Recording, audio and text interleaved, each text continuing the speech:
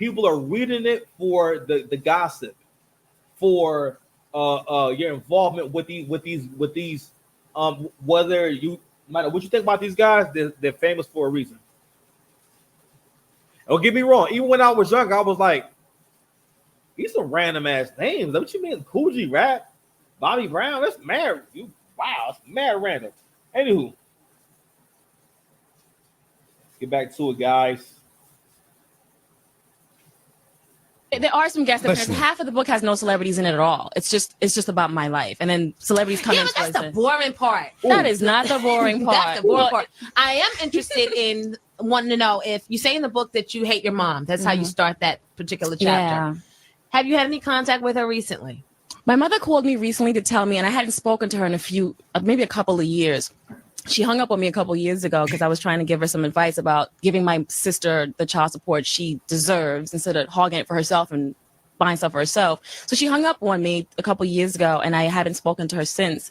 And I refused to, even though she called, because she hung up and she wasn't going to say she was sorry or anything. She just kind of skips over stuff. So anyway, she called me a couple of weeks ago to tell me her uncle had died and blah, blah, blah, and whatever. And I pretended like I cared. And I honestly, I just didn't. And it was really, really sad. And I wish that I did. You know what I mean? I wish that I cared. But, you know, the first thing she should say is, I'm sorry. You know, or let's talk. There's a talk that we have to have that we've been having to have since I was a little girl, and we haven't had it yet. So if it's not that talk, then we're not going to be talking. You've gone to therapy, hopefully. I haven't gone to therapy.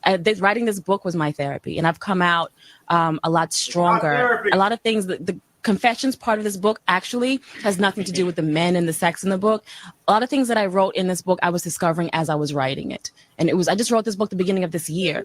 So a lot of these things are new to me. Right. And I've been working through them with helping other people work through theirs. It's crazy. Talking about what you've been through and writing and being honest with it is the best therapy ever. Yeah, but it's painful. And sometimes you don't have a strong, licensed professional to lean on and help you with the good. tools. I've got people in the church. I've got a lot of people that support me, and they actually help me through everything. So I don't need to pay to get better. I just need to be faithful and have that in my life. Just keep that option open, girl.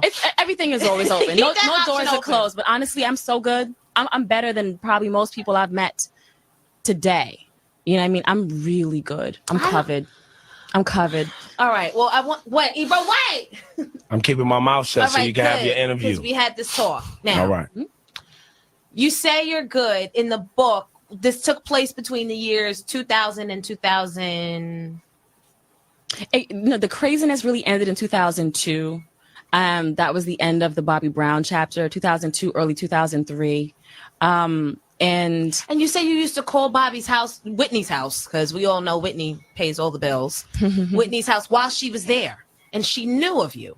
From what I heard, she knew. I was told that she knew. They were separated at the time, whatever that means. I know her father was ill and was dying, and she was in New Jersey with him, and he was left at home alone most of the time for that 6-month period. And so he would find time to come to LA, and that's how we met. I would talk to him when he was at their house in Atlanta. But the father didn't die until 2004 or the end of 2003. No. I met Bobby October 2002. You got a great memory for all them drugs you was taking. Yeah, well, I wrote everything down. I have journals. I've been journaling since I was 5. That's and I have what I want to know. Did you journal because when you started hitting rock bottom and reaching out to these guys and they didn't help you, because you said, I'm going to get these motherfuckers back one day? Yeah, no one helped me. It's like I was everybody's best thing until I had a problem. And it just taught me, like, okay, you're not my friends and you don't care about me. I care about you. I would do anything for you, as I do with all my friends. I'm just that kind of person.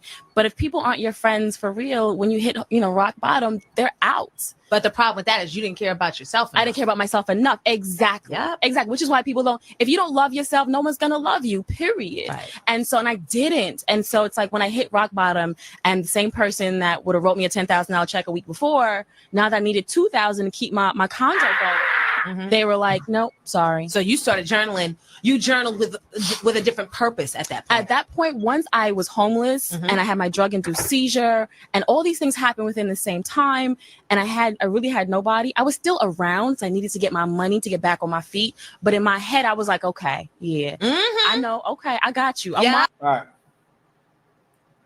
I want to let that play for a little bit. I want to give you guys a good idea of like how Now at that time, like this was like this it wasn't scary, but it was like, yo, she don't care.